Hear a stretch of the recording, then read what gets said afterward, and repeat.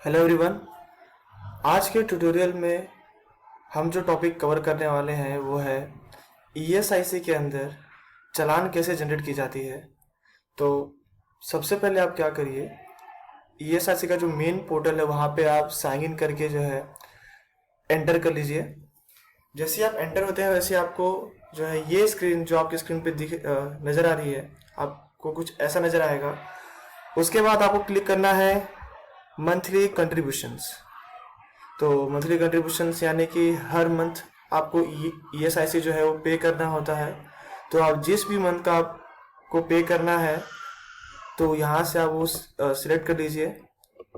साथ ही साथ आप कौन सी ईयर्स का आप पे कर रहे हैं वो आप सिलेक्ट कर लीजिए। हमारा मंथली कंट्रीब्यूशन है तो हम मंथली कंट्रीब्यूशन ही रहने देंगे।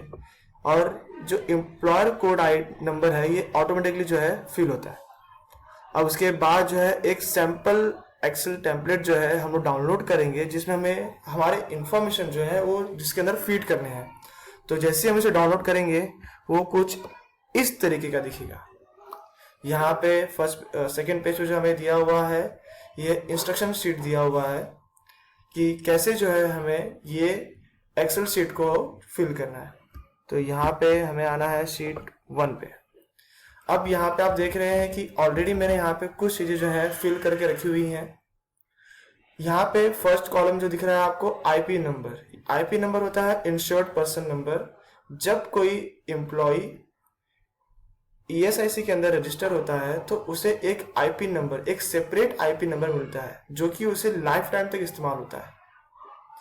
फिर वो जो नंबर हमें वो जो नंबर हमें मिला हुआ है वो नंबर हमें जो है यहाँ फीड करना है। इंडिविजुअल्स के तरीके से हमें देखना है। मनोज कुमार का जैसे हमने लिख दिया हुआ 3122150293। ऐसे ही जितने भी मेरे एम्प्लॉयज हैं उनके सारे IP number, separate IP number जो है मुझे यहाँ पे फीड करने हैं। मैंने यहाँ पे आईपी नंबर्स लिख दिए हैं, उनके नाम लिख दिए हैं। अब मुझे फीड करना है कि थर्ड कॉलम में कि लास्ट जिस मंथ का मैं ईएसआईसी पे कर रहा हूँ उस मंथ में एम्प्लॉय जो है मेरे फर्म में कितने दिन प्रेजेंट था। तो यहाँ पे जो मेरे पास डेटा है वो सिर्फ 5 डेज का ही है। सारे के सारे एम्प्लॉय जो हैं मेरे फर्म में ओनली 5 डेज ही प्रेजेंट थे, तो मैं 5 डेज का ही कैलकुलेशन कर रहा हूँ। अगर आपके फर्म में कोई एम्प्लॉय 30 डेज प्रेजेंट होता है या फिर 31 डेज प्रेजेंट होता है तो आप 31 डेज डाल सकते हैं। या फिर फैब के मंथ में जैसे 28 डेज होते हैं, कभी कभार 29 डेज होते हैं, लीप ईयर जिसे हम कहते हैं, तो आप जो है 28 या 29 आप डाल सकते हैं। उसके बेसिस पे जो है मंथली कैलकुलेशन का वेजेस जो है ये कैलकुलेट होता है। अब मैंने 4 कॉलम तो फीड कर दिए हैं अच्छे से। और जो फोर्थ कॉलम है, ये वाला कॉलम जो आप देख रहे हैं, ये जो आप कॉलम देख रहे हैं यहाँ पे अगर कोई एम्प्लॉय जो है काम नहीं किया हुआ है या फिर अब्सेंट है या फिर हमारे पास काम ही नहीं था तो हमने कुछ काम नहीं किया तो हम क्या कर देंगे, इसको ब्लैंक छोड़ देंगे। ये दोनों कॉलम को जो है हम क्या कर देंगे, ब्लैंक छोड़ देंगे।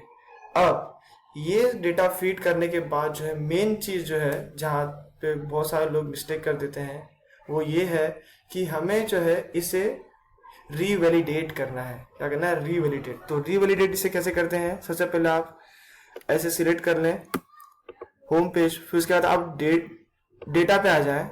डेटा पे यहाँ पे आपको एक ऑप्शन दिख रहा होगा टेक्स्ट टू कॉलम्स, इस पे क्लिक करिए।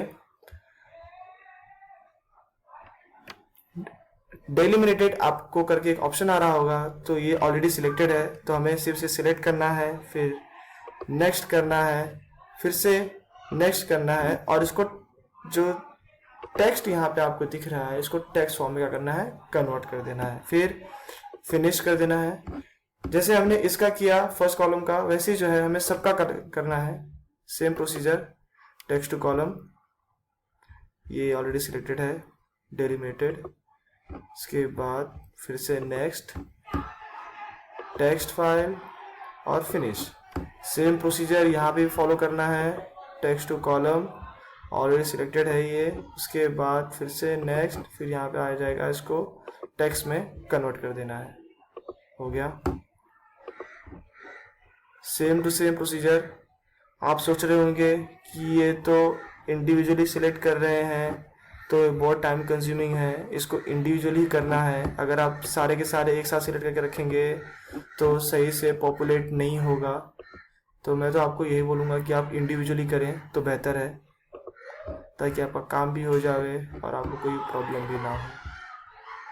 सेम, और हम आ गए लास्ट कॉलम पे, ऑर्डर सिलेक्टेड, नेक्स्ट, टेक्स्ट, और ये फिनिश। जैसे ही आपका फिनिश होता है, मतलब कि आपने ऑलमोस्ट जो है 50% अपना काम खत्म कर दिया है, फिर इसके बाद हमें इसे क्या करना है, फाइल जो है सेव करनी है।